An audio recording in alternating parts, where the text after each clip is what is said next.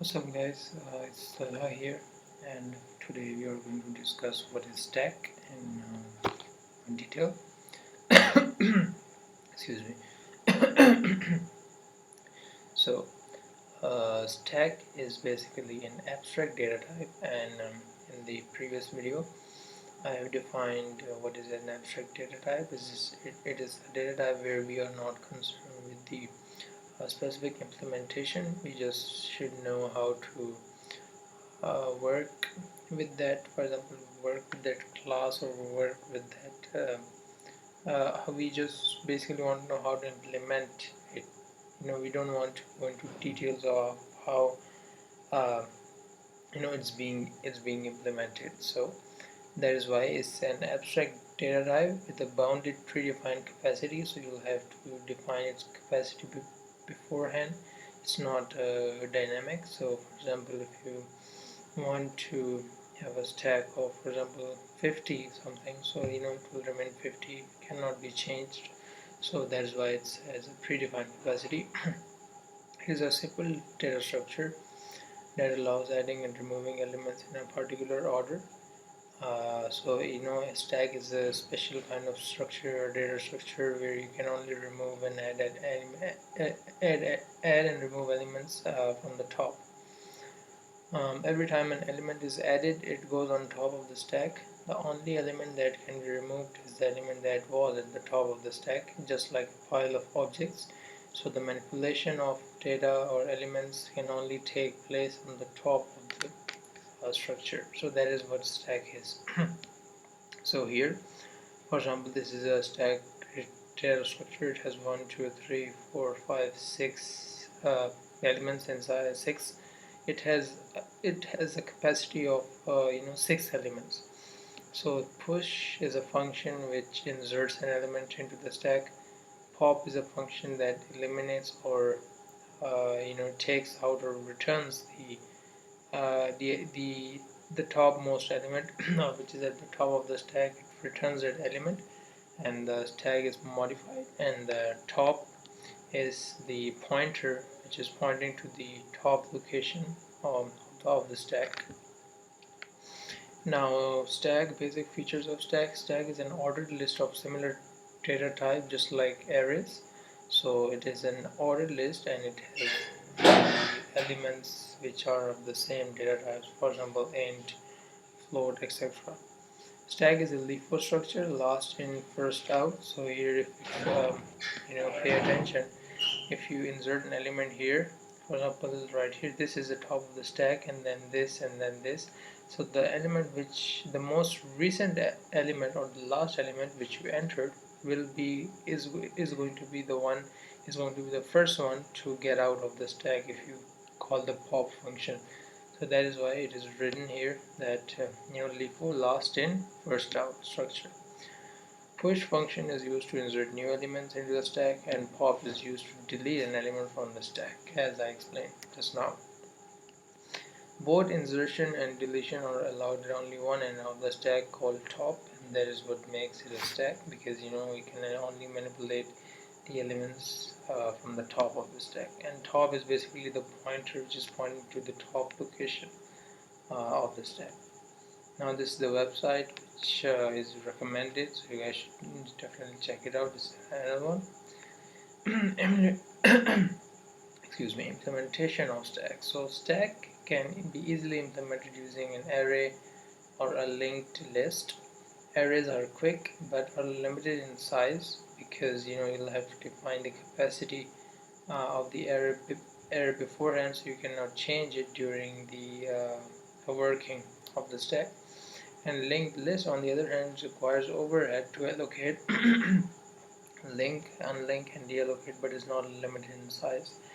So the problem with linked list is that the elements inside of the linked list are, so the main difference between an array and a list is that array is stored, the elements of the arrays are stored on contiguous locations of one after the other. So in the same memory location, in the same space, on the contiguous locations means the consecutive locations, the elements of the arrays are stored. Excuse me. But in case of the linked lists or lists, the elements are not stored in the contiguous locations. They are stored wherever the system finds free memory. So for example, one stored on the one end, or where the system found out that the memory was free. A second element is on the other end, so that's why they have some sort of distance, some sort of distance between them.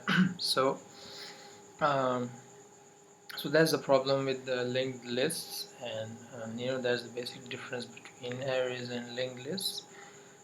So in case of linked lists, you have each element, each consecutive element is connected to each other, is connected to one another by pointer. So by pointers they are connected. So for example, the first element has its own address, and then it has also the address of the second element, and the second element has the address of the third element, and it goes on until it reaches the end of the element, and until it reaches the last element. So the overhead here, right here, overhead means it's kind of messy and kind of difficult to allocate, link, unlink, and deallocate, because if you will delete an element, you'll have to modify each and every element, not each and every element, but you'll have to modify quite a bit of things, the pointers to link and unlink again. So that also require some work, but it's not limited in size. So that's the benefit, you can say, that it's not limited in size, so you can have quite a bit of space in your stack if you implement it with a linked list. Here we will implement stack using array. So this is a push function. It is pushing one or inserting one at the top of the stack. So this is right now empty stack. This is one. So this right here, this right now is excuse me. So this right here, one, is now the top of the stack. Now it inserted 3, and this 3 is now the top of the stack, and now they're calling the function pop, which is going to delete this 3 from the stack, and just the remaining element is going to be just 1. So in a stack, all operations take place at the top of the stack. The push operation adds an item to the top of the stack. The pop operation removes the item on the top of the stack. So this is the implementation of stack using arrays in C++, stack, push, and pop.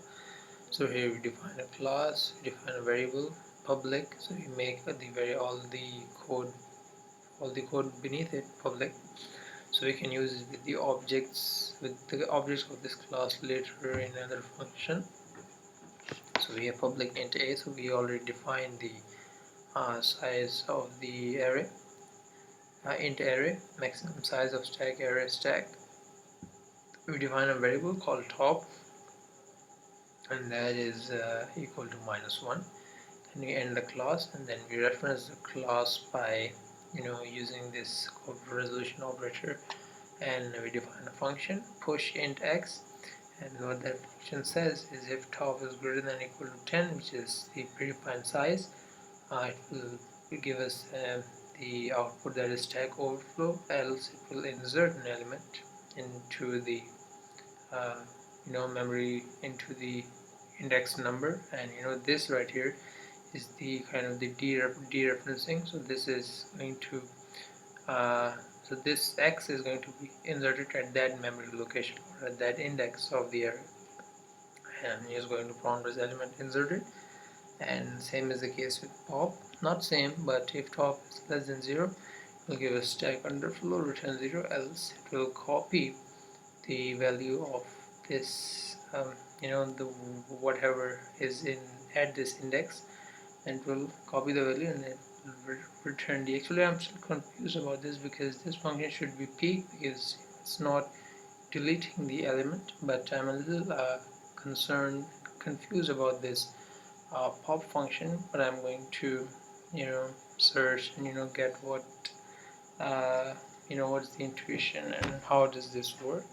So I'll going to leave it for now. And this is a stack operation. Stack creates a new stack that is empty, needs no parameters, and returns an empty stack.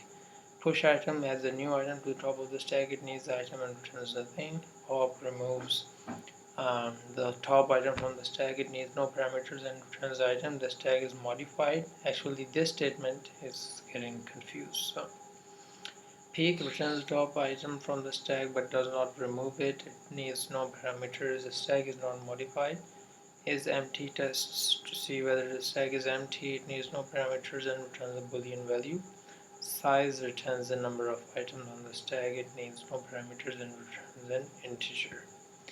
So this is also the application, and this was the quiz. It's pretty easy. The answer is written right here, so you can try to do it on your own to see how well you do. And this is the second quiz. Actually, this one got me.